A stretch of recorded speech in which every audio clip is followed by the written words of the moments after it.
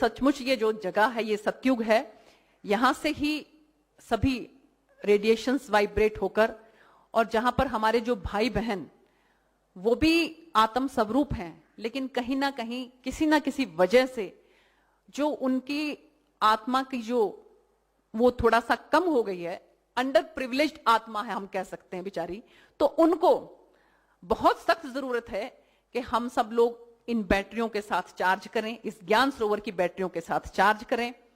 और मुझे वो शब्द याद आ रहे हैं कि आज सुबह भी हमने 1 घंटे के लिए दीदी के साथ जब प्रैक्टिस किया तो उसमें वो बता रहे थे कि सबसे पहली जरूरत है अपने आप को आत्म स्वरूप समझने की। दिक्कत यहीं पर है कि जब हम अपने आप को अपने नाम रूप से, शरीर से आइडेंटिफाई करने लग जाते हैं, ये सोचना भी अपने आप को देह से, बॉडी से आइडेंटिफाई करना जो है, ये भी एक भाव है। और मुझे तो लगता है, हालांकि छोटा मुंह बड़ी बात होगी, मुझे तो लगता है कि ये भाव सागर नहीं है, भाव सागर है, भावनाओं से भरा हुआ सागर है। जिस तरह की भावनाओं को हम लेकर आत्मा को आच्छादित कर देते हैं, उसके हिसाब से आगे जन्म होता है। आपकी भावनाएं खत्म है ना, आपके किसी भी तरह की नहीं, द्वंद ही खत्म है। दिन भी खत्म है, रात भी खत्म है, अच्छा भी खत्म है, बुरा भी खत्म है। हर तरह की आपके द्वंद जब खत्म हो जाते हैं तो उसके बाद क्या औचित्य रह जाता है जन्म का? इसी का नाम मोक्ष है, स्टेबिलिटी, स्थिरता, जहां द्वंद खत्म है। तो बता रही थी सुबह कि शरीर और आत्मा, सबसे पहले तो यही जानना जरूरी है कि हम ये शरीर नहीं है, नहीं है, नहीं है। हम एक विशुद्ध आत्मा है, निर्मल आत्मा है, आत्मा है, आत्मा है। प्रैक्टिस है, जितनी भारी प्रैक्टिस शरीर की करोगे शरीर नजर आएगा, जितनी भारी प्रैक्टिस आत्मा स्वरूप की करोगे आत्मा होते चले जाओगे। तो मुझे शब्द नहीं है मेरे पास कि मैं बता सकूं कि मैं कितनी खुश हूं यहां पर आकर। और इस तरह से बाबा ने बुलाना था 25 साल के बाद इस सिल्वर जुबली सेलिब्रेशन के लिए, और इस तरह से मेंबर ऑफ पार्लियामेंट बना के, तो मैं कुछ भी, आप जो है उसके हाथ में सब कुछ है। और पुरुषार्थ यही है कि हम उससे कनेक्टेड रहें, आगे क्या करना है या करवाना है फिर वो बागडोर अपने हाथ में ले लेता है।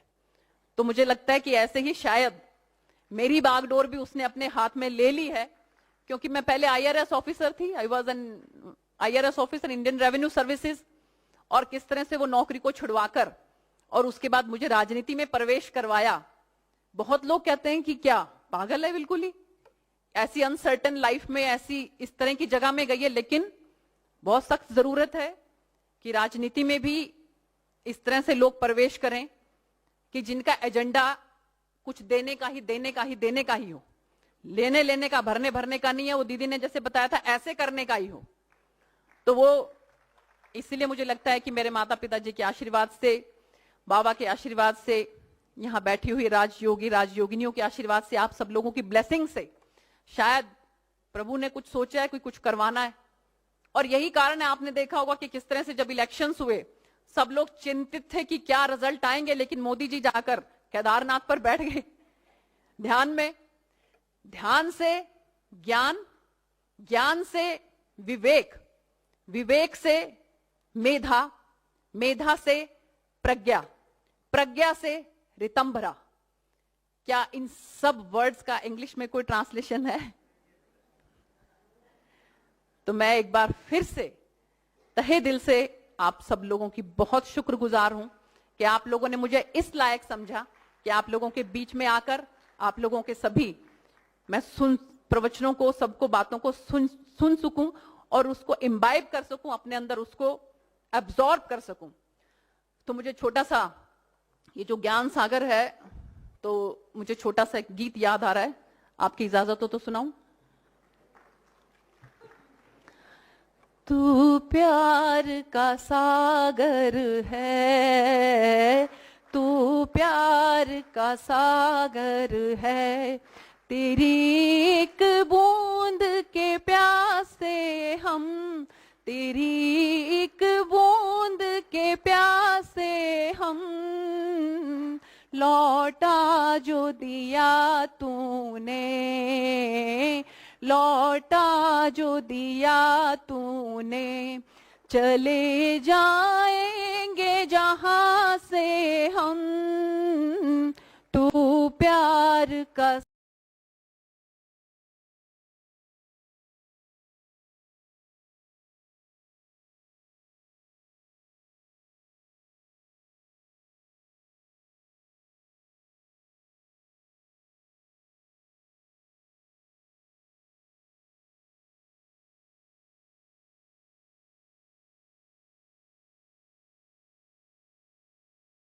सभा में उपस्थित नहीं है, लेकिन हम सब जानते हैं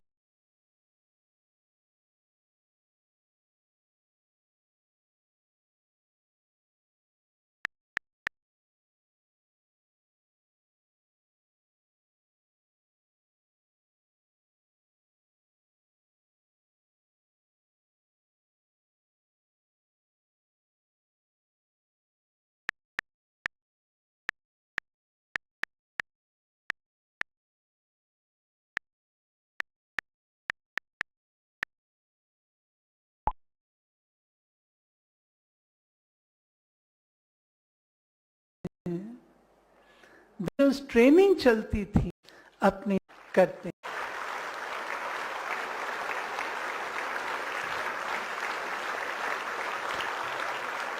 हम अपने प्रेम का, सम्मान का, दिल की भावनाओं का इजहार साकार रूप में नहीं कर सकते, लेकिन इन दादियों की शुक्रिया है।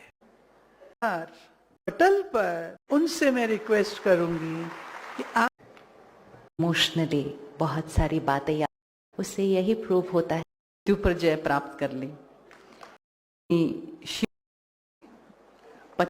सभा को सशक्त कर रहा है, और जो आवाज यहां से निकल रही है वो आप अपने साथ